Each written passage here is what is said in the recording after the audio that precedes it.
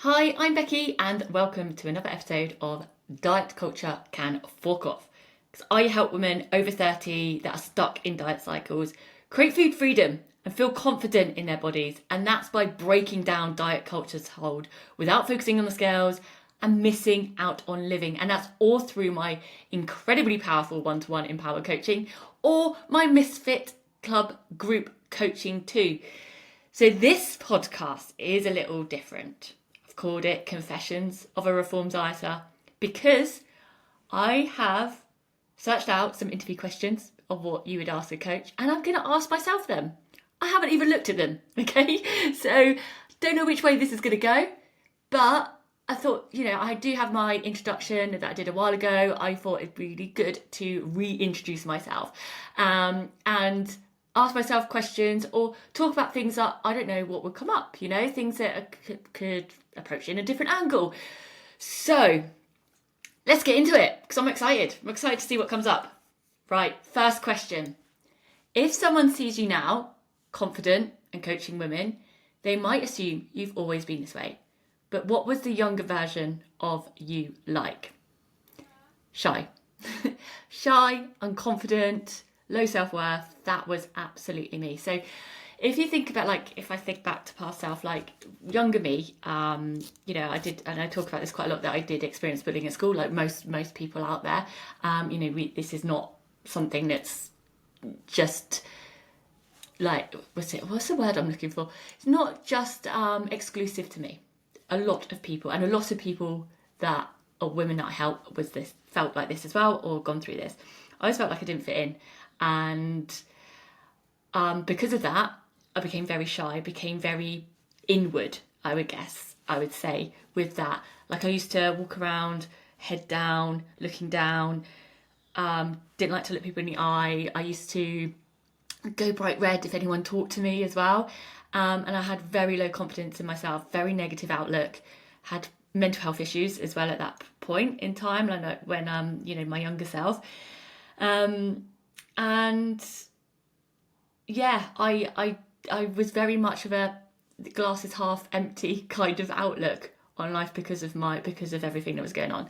That was probably in my teenagers. In my 20s, I started to gain confidence, but I still had this low self-worth and still this shyness, very, very fear of being judged, people pleasing, all that kind of stuff going on as well, because I was so unsure of myself. I wasn't confident in myself. I wasn't able to speak up and be the woman that I wanted to be. So I was also obviously struggling with food at this time, struggling with exercise, struggling with my relationship with my body. So all that tied into me being very low self-worth, unconfident, unsure of myself, fear of judgment from others. And I still went bright red when anyone asked me a question, or, I struggled a lot with, never fitted into the cliques, even at work and stuff. And I just struggled with, if I did speak out, people would laugh and I would go bright red, and I just didn't like it. So that was me. Until now. I found my voice. But I haven't always been this way. I haven't always been this confident, and I haven't always had the voice to speak out about these things. So next question, okay? What was your relationship with food and body growing up in the 90s and noughties? Okay, so great question. This 90s, I was born in 84, okay? So when it's 90s, I was quite young. So if we young teenager was late 90s, and that's when I started seeing certain things, and it started to impact me more. That is when I remember the whole Kate Moss, the super skinny supermodels at that time, the heroin chic. I was reading magazines or seeing them in the supermarket, when you go in, or the newsagents, and seeing the Circus and Shame and stuff like that. I didn't always have access to those magazines. It's not something that my mum bought or anything like that, but they were there, weren't they? Even if you didn't necessarily go out of your way to actually read those magazines, or you didn't watch certain programs, it was everywhere. You could not avoid it. So of course my relationship with food growing up in the 90s and noughties started off very restrictive. with this time to what I mentioned about being bullied and stuff at school, having that low self-worth, I turned to food. I thought I had to shrink, because I thought if I shrink, then I'll be accepted, or I'd be successful, I'd be attractive, I'd fit in. I think that's the down of it, because that's what I saw as popular. That's what I saw going on. So my relationship with my body, because we dealt with all that stuff going on in the 90s and noughties, seeing the magazines and thinking you had to fit this thin ideal to be accepted. So yeah, that's when I started restricting food. I started losing weight, and I hid it for as long as I possible. I think it was my mum that noticed. She was like, when was the last time you had your period? And I was like, I can't remember. They took me to the doctor. Doctor didn't do anything. She said, absolutely fine, nothing wrong with her. I feel, and everyone I speak to, not everyone, but a lot of people have had that experience as well. So it's, I'm not alone in that at all. And yeah, so that's kind of where the relationship went. The noughties as well. Obviously, I was in my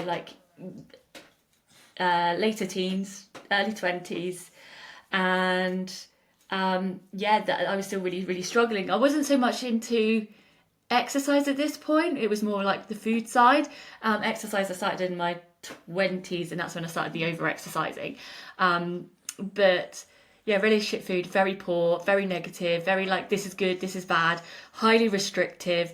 But then I used to crave sweets all the time. Later, I didn't recognise it at the time, and I've probably only recognised it in the last few years. I would fall into that binge restrict cycle, as in I would restrict heavily in the week, and then I was binging out on sweets and things, and overeating. And I was actually thinking this last night, came up. I was thinking about, I think because I've been helping some clients through this recently as well, and I was remembering actually there was a time when I'd be I'd have my dinner and then I'd have something sweet. And even when I was eating that sweet thing after dinner, I was thinking about the next sweet thing I could eat. And that my relationship with food was so poor at that time. And it was definitely into that binge cycle, kind of emotional. But it's something I was like, actually, do you know what? I'm going to probably explore that a little bit more, what was going on for me at that time. But it's something that came up more recently after helping with clients, going through similar things. There's lots of layers to these things, and sometimes when you work, and I've done a lot of work and a lot of mindset work on my own journey. Sorry, Bodhi is crying in the background and she's not helping things. So I was like, Bodhi, come on, I'm trying to do a podcast. Anyway, I was going to do a reel about this actually, but we are like onions. So when you work on one thing, and I worked on a lot of things, I've worked a lot on my mindset, my relationship with food, relationship with body, and all this stuff that's sorry, Bodhi's not helping. She's in the background. I'm trying to distract her, but it's not working. So yeah, when you're working on all these things, then you peel off certain layers and then more layers appear, if that makes sense. So I'm always discovering new things, and it always triggers a memory oh yeah, actually I do remember I did that. And it's something to look back on, because I forget about actually all the other sides of the relationship with food and my relationship with body, and actually what a journey that can be. And it happens with my clients as well. When we start working through things, it uncovers other things that are going on in the background, and that's usually where that work needs to be done, is the deep-rooted issue of I thought I just had this, but actually it's about this. It's incredible. Anyway, I've kind of gone off track there, but I think that answers the question. So, number 3, you help women feel confident in their bodies now, but was there ever a time when you genuinely didn't like yourself? Absolutely, yes. And it gets me quite emotional speaking about this stuff as well, because I talked about just now when I was being bullied, feeling that I didn't fit in at school, had a really bad mental health, and this is going to get quite deep, and I'll explain a little bit more into my how I felt. I hope it's not triggering for people, but so when I was at my lowest at this time, I didn't want to exist. So I would just want the ground to swallow me up and just not be, if that makes sense. And it's making me quite emotional speaking about it, because it's still quite, I feel really upset to be like that I felt that way, and that and I feel like, you want to just go and give your younger self a little hug sometimes and be like, it'll be okay, it will be okay. But that was probably my lowest point, where I just felt like everything just felt so heavy, and there didn't seem to be much joy. But that came from like having, I just wanted to hide away, and that came from low self-worth and like low confidence, because I just found it such a struggle, just being in front of people, going to school, like everything just felt so much. I was constantly comparing myself to others, thinking that I wasn't good enough, that no one actually cared about me, which is not true. Obviously I had people caring about me, but in that moment, and when you're in that moment, it really feels like you're alone, like you feel really alone. And that was definitely the height of my eating problems as well during that time.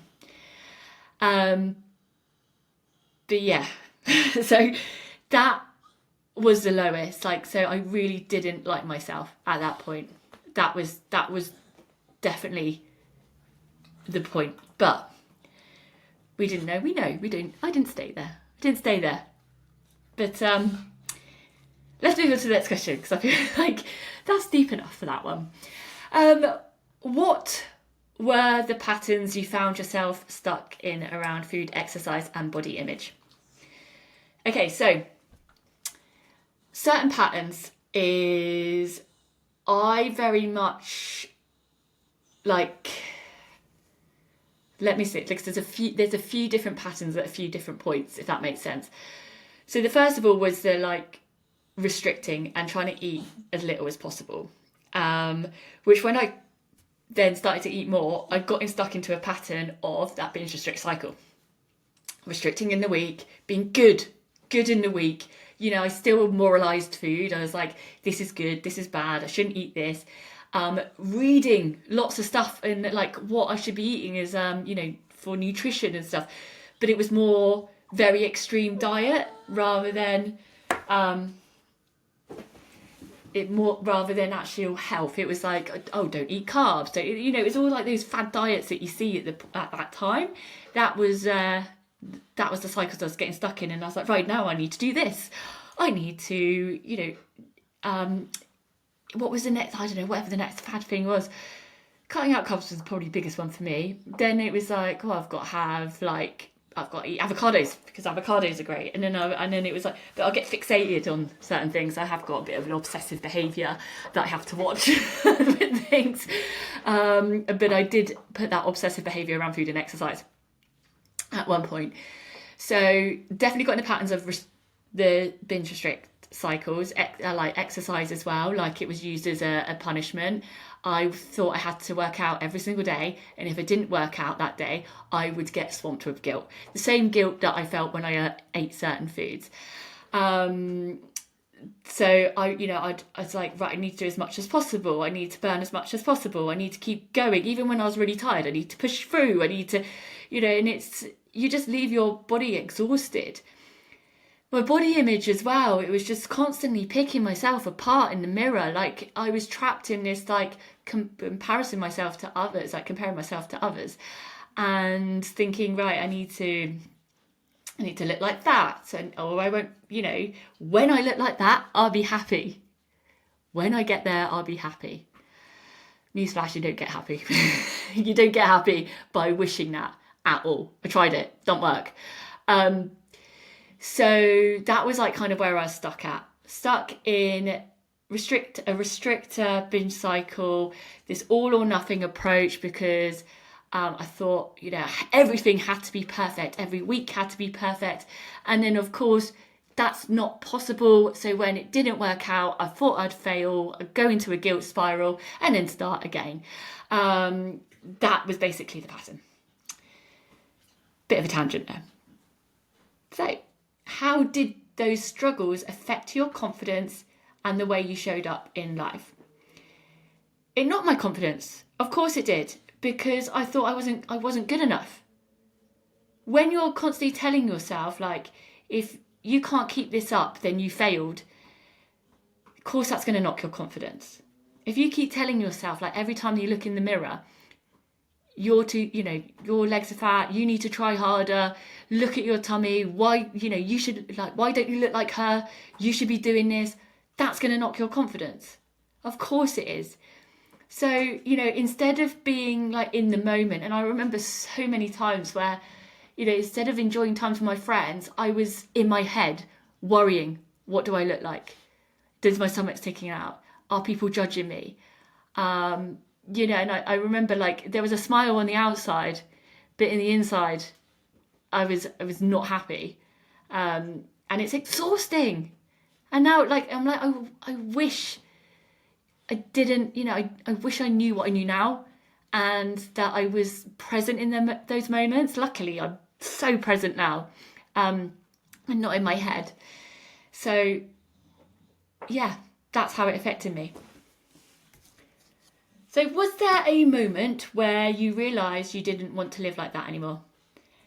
Do you know what? I can't remember the exact moment, but I do remember being like, I'm so unhappy, I can't keep doing this. And I remember talking to different friends and people around me at that moment, and I realised that just doing more, trying to like do more exercise, trying to eat less, it was just making me unhappy, and I needed to work on a different approach. And that's why kind of the mindset started to come to me.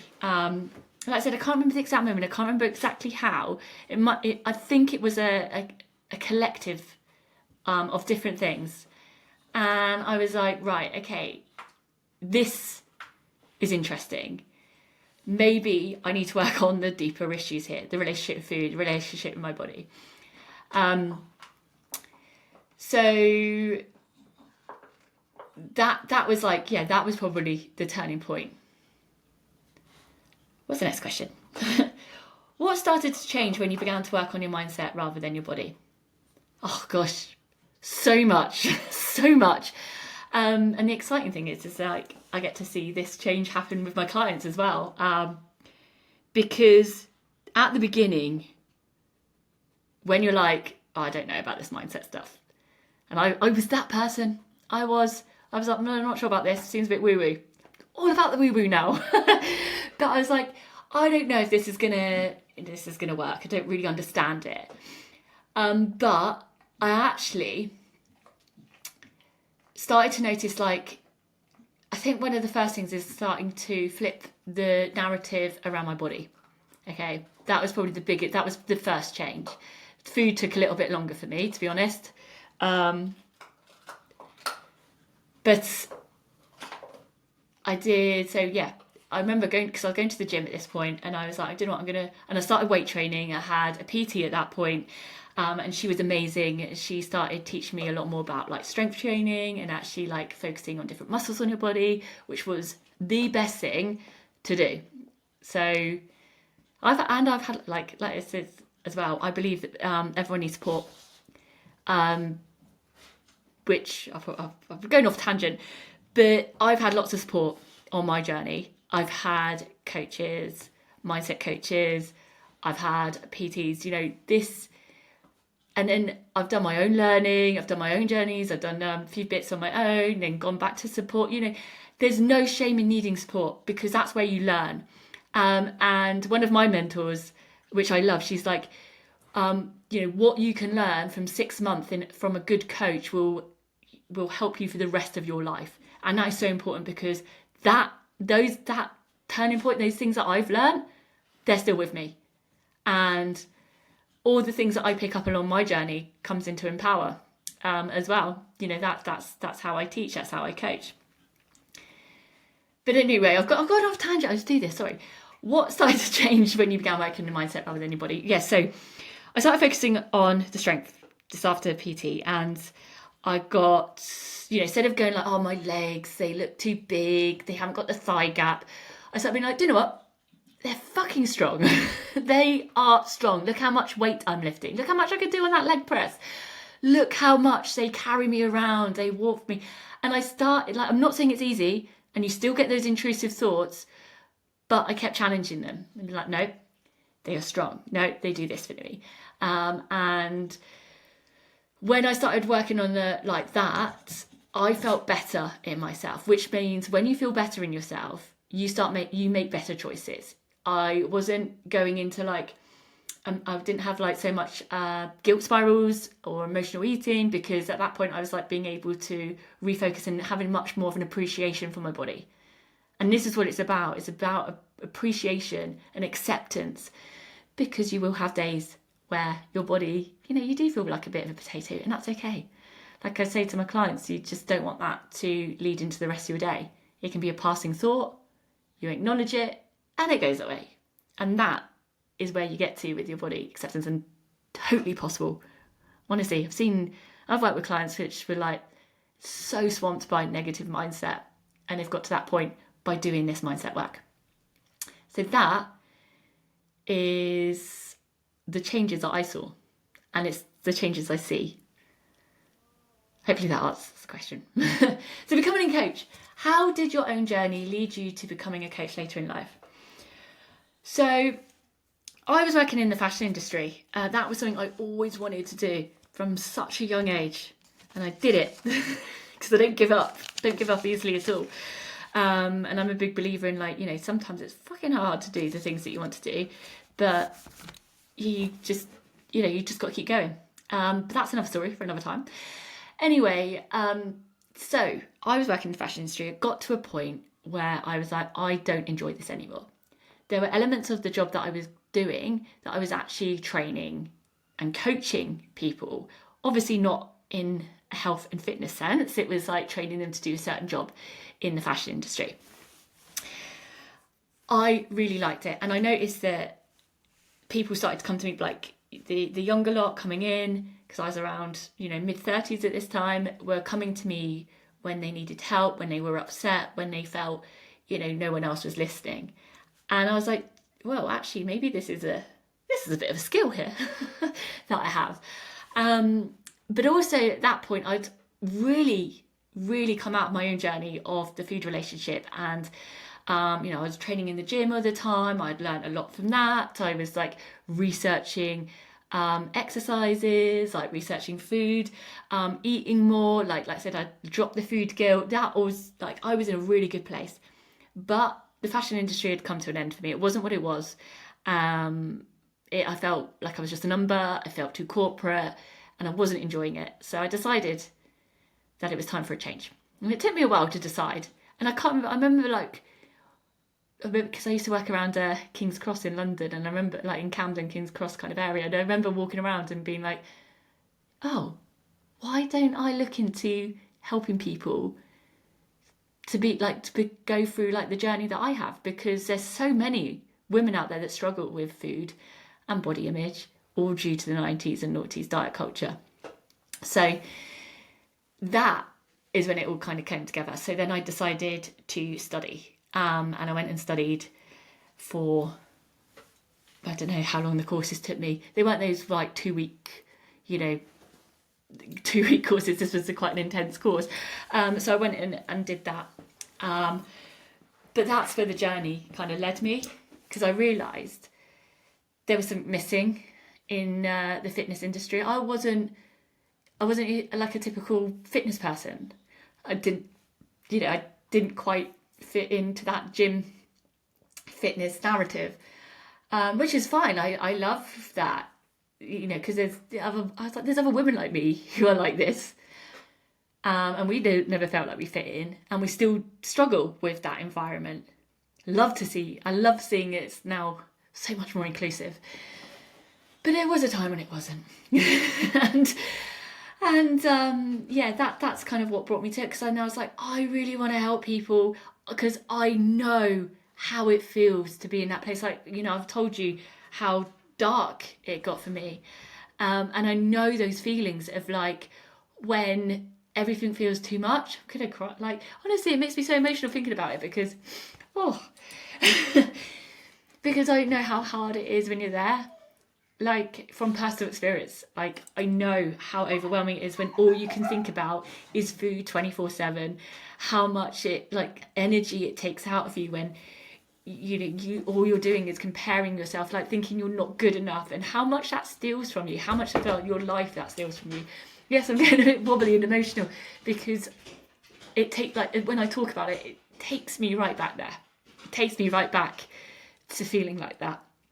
And I just wanted to create something that would be for women that want to be felt heard and understood, because I have talked to people before about this and they just go textbook at me and they don't understand like exactly how it feels in that moment, because they might try to tell you to do something which you just don't have the capacity for because it's too heavy, it feels too much. And if someone doesn't understand that, you just can't get the help that you need at that point. So that is why this journey, my journey, is not exclusive to me. Other women have been on this journey, but I've come through the other side and I'm here to help. I can see the path. I've gone through that path and I'm here to guide you.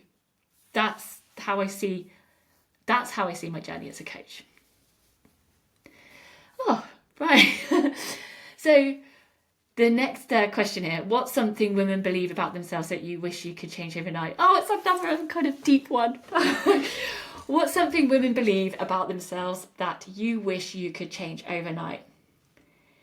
So a lot of the beliefs that come up, and beliefs that I have seen in myself, beliefs that come up when, like, I talk to a lot of women in my messages, in my DMs, which I absolutely love.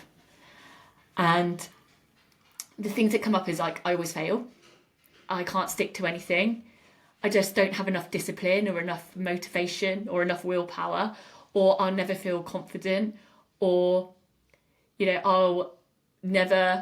I'm just like this. That's another one. It's too late for me. This is just how I am. I don't think I can change. If you are saying any of that to yourself, then you can change, okay? Like, all of these beliefs, they won't change overnight, of course, like, they can't, because, but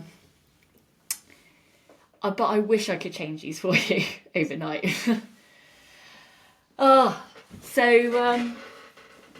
I kind of forgot the question there. I think I just got stuck on the beliefs. What's something women believe about themselves that you wish to change overnight? Yeah, absolutely this. Like, the thinking that you're failing, the thinking that you have no discipline, the thinking that you have no willpower or no confidence, or that nothing can change now or it's too late. I wish I could just tell you, I wish I could just change those things overnight. And like I said, I can't change them overnight, but I can change them. I can change all of these things. If you are someone that thinks that you fail, you are someone that thinks you have no discipline, willpower, or motivation, that you'll never feel confident, that you'll always be like this, I've already helped hundreds of women that came to me saying all those things. So I can do it. I totally know I can do it. I do it all the time, every day. And if you see the women that I work with, they would tell you that. That I know they do. So, yeah, that is me. Okay, why do you think so many women feel stuck even though they're trying it so hard?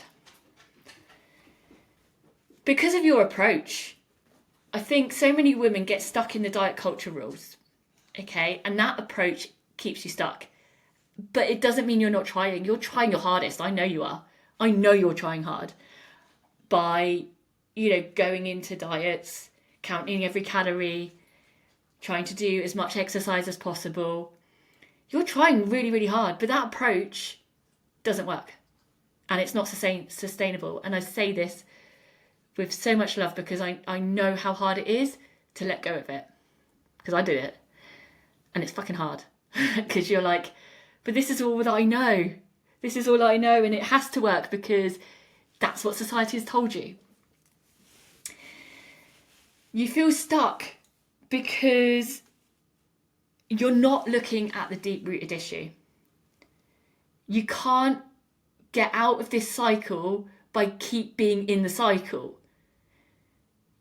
You need to break it. You need to disrupt it. You need to try a different approach. If you keep doing the same thing over and over again, expecting a different result, that is what's keeping you stuck. That is it. And I know you're trying hard. There's no doubt that you're trying hard. But you can't keep trying the same things expecting a different result. So this is what it comes down to, is like breaking down the reasons why you self-sabotage. You feel like you feel like you're failing all the time. The reason why you lose control on the weekends, you press the fuck it button on the weekends. The reason why as soon as you have a stressful day, you crave that chocolate and you cannot stop thinking about it. Those things aren't going to come from tracking more willpower, more motivation, more discipline. No, you can't solve those problems with that solution. It's not the solution for it. You need to try something different. And I know I bang on about it all the time, but it's mindset coaching. And not like toxic positivity mindset coaching.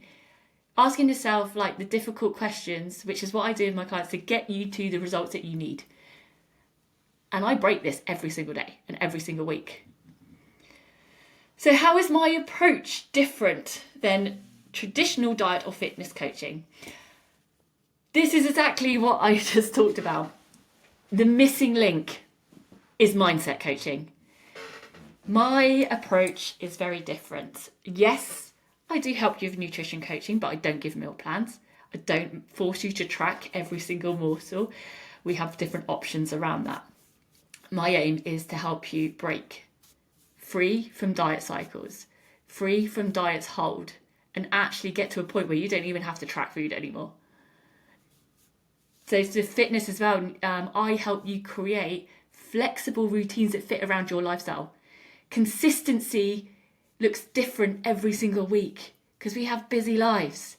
This is not another thing to add to your plate. And actually, clients that work with me end up having more time and more energy because we actually focus on the things that count. We take that stress out. We remove just wasting so much time on energy, thinking about, worrying about what you have to do, and actually give you direction on what you need to concentrate on. I get to the deep-rooted issues, things around food and body image. We look at what your values are. What do you value in life? What things matter to you? And that's part of the goal setting, because when it comes to your goals, if you're telling yourself, right, I cannot have any sugary foods, no bad food, if we're moralizing it, but then going out on a date night or going out for brunch with your friends is something that you value and something that you like to do, or maybe it is going out on the weekend, having a couple of pints or whatever it may be. If those things are valuable to you, but you're telling yourself that's bad, and every time you do them you're like, right, that's it, I've fallen off track, I need to start again, that's what's keeping you trapped. You need to be able to add those things in. If they're valuable to you, you put them into your plan. That's it. We get to this. I do a lot around emotional eating. The biggest things that I do is around limiting beliefs that are holding you back, breaking those down. We look at self-sabotage. That's something that's just come up recently with my clients. The food relationship, labeling foods good and bad. Basically, I get to. It's not just a surface level coaching. It's not here's a meal plan, here's a exercise plan. I mean, to be honest, you can find those anywhere on the internet right now. That's not what coaching is about. Coaching is about getting to the deep-rooted issues to break those cycles. And in my experience, you need to be able to talk those things out and have the tools to help. So that's how my approach is different. And actually, I would say, I forget here because a lot of my clients say this as well, Non-judgmental approach. Non-judgmental approach is absolutely key. I'm not here to judge you. You're already judging yourself. You're already causing yourself, going into a guilt, shame spiral. You're already doing that to yourself. What you need from me is support and understanding. So I will meet you wherever you are. I will never judge you because I know what it feels like when you're feeling like you're being judged, and you stop being honest with yourself or with the person that's helping you. Because I will never tell someone off for going out for a meal or, having some fish and chips if like that was part of their date night. Because I was like, what was the value around it? What was it that you were enjoying in that moment? Or, if a binge cycle did happen, it's like, okay, well, what happened in that moment? What emotions were coming up for you? What do we need to deal with that? What do we deal with the emotional side? Not what you ate, because that wasn't the problem. The problem was why you felt that way in the first place. So, anyway, I know I talk about a lot what I do, so hopefully that helps. So I'm just so passionate about it because I know the results that happen when you take this chance and step in and do it. So, I think is this the last one? No, there's a few more. When a woman finally breaks free from diet culture and constant self-criticism, can't speak. When a woman finally breaks free from diet culture and that constant self-criticism, what actually changes in her life? Oh, so much. And I get to see it firsthand, which is incredible. And I get so excited because I see this sparkle come back to people. And I can physically see it on our calls. Like when they start with me and they're very like low, not feeling good in themselves. And then like by the end, they're just the whole aura like is lit up. Their sparkle is back. They're wearing the clothes that they want again. They're not hiding away. I've worked with so many clients that like, I just want to wear the clothes that I've got in my wardrobe. I've got so many amazing clothes, but I just can't wear them at the moment because I'm just not in that headspace. That is amazing. Being in photos with their friends and family, like before, like hiding away from them, but now they're like showing up, they're there, they're remembering that moment and not picking themselves apart. They're like going out, enjoying food, not feeling guilty, like, and just enjoying the moment. And, they're like, oh my God, I just feel so free. I didn't have a guilt spiral. I can enjoy this food and it is okay. And it's like, yes, of course it is. The confidence as well. And I mean, this confidence shows up everywhere. Clients that I've worked with have got promotions at work, or relationships have got better, friendships have got stronger, or because they're more confident in themselves. Like this has a ripple effect. It's not just about you, it does affect the people around you. And that's a good point actually, because think about like how when you feel shit about yourself, like, you're constantly thinking about food, you're constantly worried about your body, that has an impact on those people around you as well. So when you feel more confident in yourself, you're more present with your family, you're more present with friends, that has a ripple effect as well. Think about the most like confident people that have this like sparkle about them. They have this like pull, don't they? Like that's amazing. You can have that too. You can. When you work through this, when you finally break diet culture, you can be that person. And feeling calm around food as well is such a big thing. When it's not thinking in your head 24/7, that it's just like, I love food as well. I really enjoy food. But because of I remember being in a place when I was fearing it at the same time. So it was just this constant food noise around my head 24/7. Now it's like, oh, I'm really excited about that. And then it goes like, yeah, I'm excited about dinner tonight. Then it will like go away. But it still means I can enjoy food, and it's not, it's not something that's I'm worrying about, stressing about every single waking moment.